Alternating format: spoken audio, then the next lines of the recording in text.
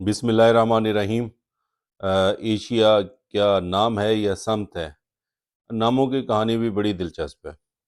हम अब ये देखें कि एशिया एक बरआज़म है, इसी तरह शख्सियात होती हैं, मुल्क होते हैं, तो हमने एक सिलसिला शुरू किया हुआ इनके नामों का, कि नामों के क्या मानी होते हैं।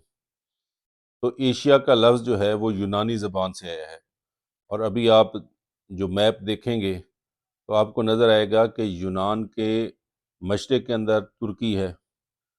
तो वो तुर्की को मशरक़ी सिमत है, इसीलिए अगर आप देखें तो हमारे यहाँ कैसे समतों का तयन किया जाता है। हम कहते हैं पंजाबी के अंदर लांदा चढ़दा, यानी हम उनकी सूरज की डायरेक्शन की वजह से हम समतों के नाम रखते हैं। तो ऐसा ही कुछ हाल जो है वो एशिया का है। यूनानी में ज़बान के अंदर एशिया का यूनानी ज़बान से निकला है, और जिसका मतलब है उठने वाला, निकलने वाला या मशरक़। तो जनाब एशिया जो है वो उसका ताल्लुक़ मशरक़ से है, समत से है।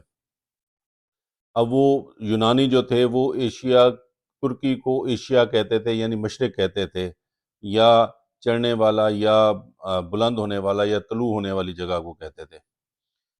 लेकिन बाद में पता चला, जब यूनानियों की आमद-ओ-रफ्त बढ़ी तो उन्हें पता चला जी कि ये तो इसके पीछे बहुत बड़ा खिता ज़मीन है।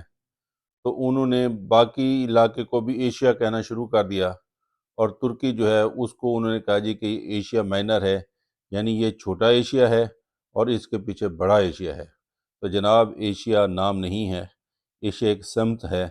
जिस तरह के पंजाबी में सिमतें हैं, इसी तरह एशिया का मतलब है मशरक़ में तलू होने वाला। Thank you very much.